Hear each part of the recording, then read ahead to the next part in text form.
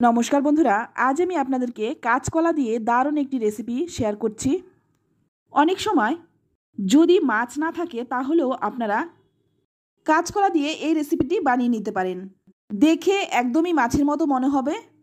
তাহলে চলুন দেখে নেই কীভাবে কাঁচকলা দিয়ে নিরামিষ এই রেসিপি শেয়ার করছি। তো রান্নাটা করার জন্য প্রথমেই এখানে নিয়ে নিলাম কাঁচকলা। এবার আমি এই কাঁচকলার খোসাটা ছাড়িয়ে নেব। তো এদিকে আমি কাঁচকলার খোসাটা ছাড়িয়ে দিয়েছি। এবার কাঁচকলাটা আমি কিভাবে কেটেছি সেটা আপনাদেরকে একটু দেখিয়ে দিচ্ছি। তো দেখুন, কাঁচকলাটা আমি একটু তেরচাভাবে কেটে নিচ্ছি। তো এই রকম তেরচাভাবে সবগুলো কাঁচকলাই কিন্তু কেটে নেব। আর কাঁচকলাটা কেটে কিন্তু জলের মধ্যে রাখবো, নইলে কিন্তু কাঁচকলাটা কালো হয়ে যাবে। তো এই একই রকমভাবে কিন্তু বাদবাকি কলাগুলোও কেটে নেব। তো এখানে আমি সবগুলো কলাই কেটে নিলাম। এবার দেখুন, কলাটাকে আমি যাতে একটু মাছের মতো দেখতে মনে হয় সেই রকমভাবে কেটে নিচ্ছি। তো তার জন্য এখানে আমি একটা চামচ নিয়ে নিয়েছি, আর চামচের পেছন দিক দিয়ে এই মাঝখানটা একটু কলাটা ছাড়িয়ে নেব, একদম গোল করে ছাড়িয়ে নেব। এই কাজটা একটু সাবধানে করতে হবে, নইলে কিন্তু কলাটা ভেঙে যেতে পারে। তো দেখুন, এই হালকাভাবে একটু আমি কলাটা ছাড়িয়ে নিলাম। তো একে একে আমি সবগুলোই কিন্তু এইভাবে ছাড়িয়ে নেব। তো দেখুন, দেখে মনে হচ্ছে না মাছের মতো। এবার আমি দিয়ে দিচ্ছি পরিমাণ মতো লবণ, তারপর দিয়ে দিচ্ছি সামান্য একটু হলুদ গুঁড়ো। সাধারণত আমরা যেভাবে মাছটা মাখি ঠিক সেভাবে কিন্তু মেখে নিচ্ছি। এবার এর মধ্যে দিয়ে দিলাম একটু লঙ্কার গুঁড়ো। আপনারা যদি আমিষভাবে রান্নাটা করেন সেক্ষেত্রে এখানে আদা বাটা আর একটু রসুন বাটা দিয়ে দেবেন। আমি এখানে পুরোপুরি নিরামিষভাবে করছি। প্রথমে আমি নুন হলুদটা ভালো করে মেখে নিচ্ছি। তো সবগুলো কলার গায়ে যাতে ভালো করে নুন হলুদটা মাখে, তাই খুব ভালো করে মেখে নিচ্ছি। ভালো করে মেখে নেওয়ার পর এখানে আমি দিয়ে দিচ্ছি 1 চামচ বেসন। বেসনটা কিন্তু আপনারা একটু কম বেশি করে নেবেন। তো এখানে আমার 1 চামচ বেসনই হয়ে যাবে, তাই 1 চামচ বেসন দিয়ে খুব ভালো করে কলাটা মেখে নিচ্ছি। তো ভালো করে মেখে নিলাম। এবার কড়াই গরম করে নিয়ে এর মধ্যে দিয়ে দিচ্ছি সর্ষের তেল। রান্নাটা আমি সর্ষের তেলেই করব। তেলটা ভালো করে গরম করে নেব। তেলটা গরম হয়ে গেলে এর মধ্যে নুন হলুদ মাখিয়ে রাখা কলাগুলো দিয়ে দিচ্ছি। তো আমি একে একে সবগুলো কলাই দিয়ে দিলাম। তারপর এক পিঠ ভাজা হয়ে গেলেই উল্টে দেব।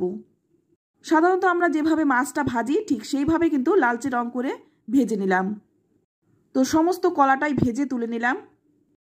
এবার ওই তেলের মধ্যেই ফোড়নে দিয়ে দিচ্ছি 1/2 চামচ গোটা জিরে। জিরেটা একটু ভেজে নিয়েই এর মধ্যে দিয়ে দিচ্ছি 2টো আলু আমি কেটে রেখেছিলাম, সেই আলু 2টো দিয়ে দিলাম।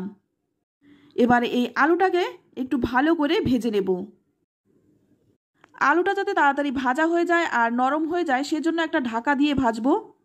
তো দেখুন, আলুটা কিন্তু আমি ঢেকে ঢেকে ভেজে নিয়েছি। আলুটা কিন্তু ভালো করে ভাজা হয়ে গেছে। এবার এর মধ্যে দিয়ে দিচ্ছি 1 চামচ আদা বাটা। আদা বাটাটা দিয়ে ভালো করে মিশিয়ে নেব। যতক্ষণ না আদার কাঁচা গন্ধটা চলে যাচ্ছে ততক্ষণ কিন্তু আদাটা ভাজবো। 2 মিনিটের মতো আদাটা একটু ভালো করে ভেজে নিলাম। এবার এর মধ্যে দিয়ে দিচ্ছি 1/2 চামচ ধনে গুঁড়ো, 1/2 চামচ দিয়ে দিচ্ছি জিরে গুঁড়ো, পরিমাণ মতো দিয়ে দিচ্ছি হলুদ গুঁড়ো, আর 1/2 চামচ দিয়ে দিচ্ছি লঙ্কার গুঁড়ো। ঝালটা কিন্তু নিজেদের স্বাদ অনুযায়ী দেবেন। প্রথমেই আমি এই মশলাগুলো একটু ভেজে নেব। মশলাটা ভেজে নিয়ে এবার এর মধ্যে দিয়ে দিলাম একটা টমেটো। টমেটোটা দিয়েও একটু নেড়ে চেড়ে নেব। আর এদিকে দেখুন, যে কলাটা যখন মাঝখান থেকে কেটে নিয়েছিলাম, এক্সট্রা যে অংশটুকু ছিল সেটা আমি দিয়ে দিলাম। ভালো করে ভেজে নিচ্ছি। সামান্য একটু জল দিয়ে মশলাটা কষাবো।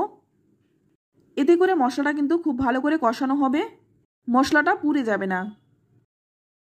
তো একটু নেড়েচেড়ে নিয়েই এবার এর মধ্যে দিয়ে দিচ্ছি স্বাদ মতো লবণ। লবণটা দিয়ে এবার ভালো করে নেড়েচেড়ে মিশিয়ে নেব। তারপর এর মধ্যে দিয়ে দিচ্ছি 2টো চেরা কাঁচা লঙ্কা। এবার একটা ঢাকা দিয়ে একদম লোতে রেখে দেব 5 মিনিট। 5 মিনিট পর দেখুন, মশলাটা কিন্তু একদম সুন্দরভাবে কষানো হয়ে গেছে। আর মশলা যখন কষাবেন গ্যাসের আঁচটা কিন্তু অবশ্যই কমিয়ে দিয়ে তবে কিন্তু মশলাটা কষাবেন। এতে করে কিন্তু মশলাটা খুব ভালো করে কষানো হয়। এবার এর মধ্যে দিয়ে দিলাম গরম জল। গরম জলটা দিলে রান্নাটা কিন্তু তাড়াতাড়ি হয় আর স্বাদটাও কিন্তু বজায় থাকে। জলটা দিয়ে ভালো করে নেড়েচেড়ে একটু ফুটিয়ে নেব। তারপর ঢাকা দিয়ে 10 মিনিট রান্না করে নেব। এতে করে ঝোলটা ফুটে ঝোলের স্বাদটাও চলে আসবে। তো দেখুন 10 মিনিট পর ঢাকনাটা খুলে নিয়েছি। ঝোলটা কিন্তু ভালো করে জাল হয়ে গেছে আর আলুগুলোও কিন্তু সেদ্ধ হয়ে গেছে। এবার নেড়েচেড়ে একটু মিশিয়ে নিয়ে এর মধ্যে দিয়ে দিচ্ছি ভেজে রাখা কলাগুলো। দেখে একদমই মাছের মতো মনে হয়। আজকে আমি রান্নাটা নিরামিষভাবে করেছি, আপনারা যদি আমিষভাবে করতে চান সেটাও আপনারা করে নিতে পারেন। সমস্ত কলাগুলো দিয়ে ভালো করে নেড়েচেড়ে মিশিয়ে নিচ্ছি। আর এখন কিন্তু ঢাকা দেব না, নইলে কিন্তু কলাগুলো ভেঙে যাবে। একটু নেড়েচেড়ে মিশিয়ে নিয়ে তারপর 5 মিনিট ফুটিয়ে নেব। এখানে আমি সামান্য একটু চিনি দিলাম, তবে আপনারা যারা রান্নায় চিনি অপছন্দ করেন তাহলে দেবেন না। চিনিটা দিয়ে ভালো করে নেড়েচেড়ে মিশিয়ে নিচ্ছি। তারপর আরও 5 মিনিট ফুটিয়ে নেব। সাধারণত আমরা যেভাবে মাছের ঝোল রান্না করি ঠিক একইভাবে রান্নাটা করছি। এবার নামানোর আগে দিয়ে দিচ্ছি একটু ধনেপাতা। ধনেপাতাটা দিয়ে ভালো করে একটু নেড়েচেড়ে মিশিয়ে নিচ্ছি। একঘেয়ে রান্নার বদলে এইভাবে একবার কলা দিয়ে নিরামিষ মাছের ঝোলটি বানিয়ে নিন, খেতেও ভীষণ ভালো হয়। আর কলায় কিন্তু প্রচুর পরিমাণে আয়রন থাকে, তাই খুব একটা মশলা না দিয়ে হালকা পাতলা এই কাঁচকলার নিরামিষ রেসিপিটি বানিয়ে নিন। তারপর গরম গরম ভাতের সাথে পরিবেশন করুন। খেয়ে তারপর আপনারা কমেন্টে লিখে জানান খেয়ে আপনাদের কেমন লাগলো। রেসিপি ভালো লাগলে লাইক কমেন্ট শেয়ার করবেন। আর আমার চ্যানেলে যদি আপনি নতুন বন্ধু হয়ে থাকেন চ্যানেলটা সাবস্ক্রাইব করে নেওয়ার অনুরোধ রইল। আজ এই পর্যন্ত, আবারও নিয়ে আসবো অন্য কোনো নতুন রেসিপি। সকলেই ভালো থাকবেন, সুস্থ থাকবেন। ধন্যবাদ।